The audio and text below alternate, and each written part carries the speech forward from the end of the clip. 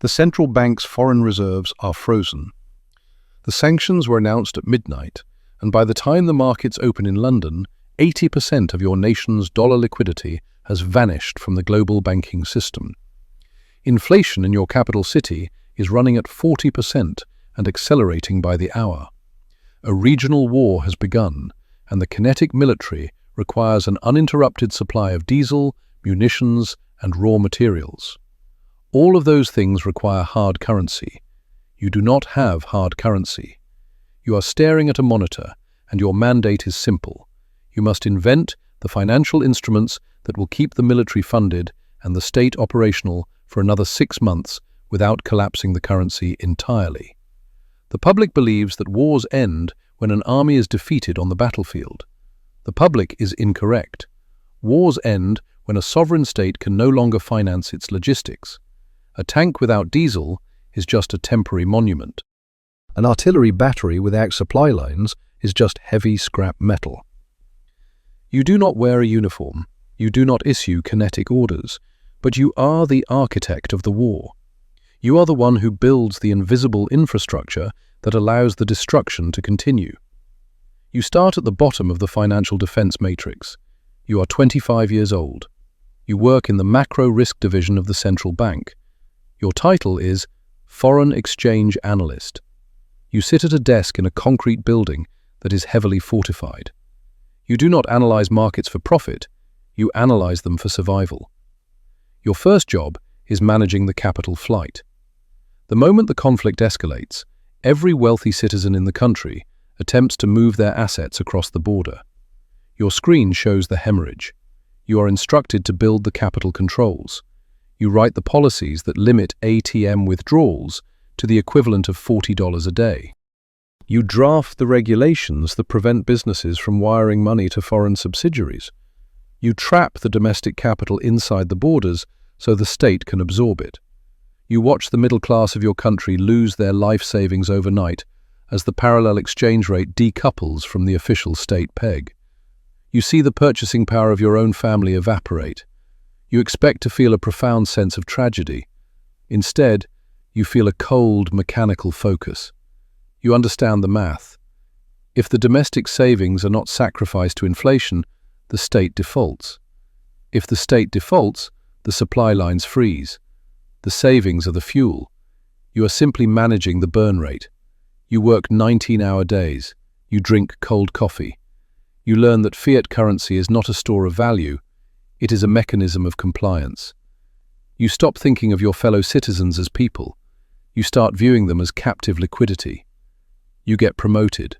The war enters its second year.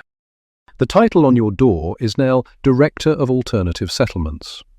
The international sanctions have severed your country from the SWIFT banking system. You cannot wire dollars. You cannot wire euros. You are operating entirely in the financial shadow realm. Your mandate is to build the architecture of evasion. You do not use traditional banks. You use a network of shell companies, offshore special-purpose vehicles, and deeply opaque commodity swaps. You sit in windowless rooms and negotiate bilateral trade agreements with other sanctioned nations. You trade raw crude oil for autonomous drone components. You trade agricultural outputs for microchips. You bypass the dollar entirely. You discover that the global financial system is not a rigid cage. It is a highly porous membrane, provided you are willing to pay the friction costs. You employ intermediaries in neutral jurisdictions, maritime logistics brokers, shadow fleet operators, and private wealth managers. They do not care about the ideology of your conflict. They do not care who fired the first shot. They care about the premium. You pay them a 30% premium above market rates to launder your sovereign transactions through front companies in Southeast Asia and the Middle East. The premium is astronomical. It drains the state's remaining wealth at a terrifying velocity. You authorize the transfers anyway. You understand that in a war economy, efficiency is irrelevant. Velocity and secrecy are the only metrics that matter. You begin to travel. You fly on diplomatic passports under assumed names. You sit in private dining rooms in Geneva, Riyadh, and Singapore. You meet with the architects of international capital. You sit across from the partners of massive private credit funds and sovereign wealth managers who oversee trillions in assets. These men wear bespoke suits and speak the sterilized language of corporate finance. They use words like specialty exposure, distressed sovereign yield, and kinetic liability. You realize they are not avoiding your war, they are pricing it. The war enters its third year. The shadow commodity trades are no longer enough. The state is running a massive structural deficit. The domestic population has been taxed into poverty. The military is burning through capital faster than the shadow fleet can generate it. You are 42 years old.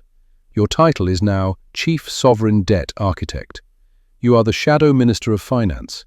You must tap the global credit markets. You must sell the debt of a country that the rest of the world considers technically bankrupt. You structure a sovereign bond issuance.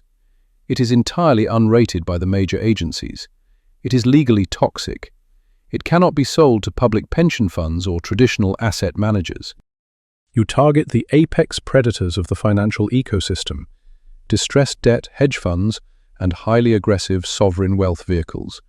You sit at a mahogany table with the managing partners of a fund that holds $18 billion in dry powder.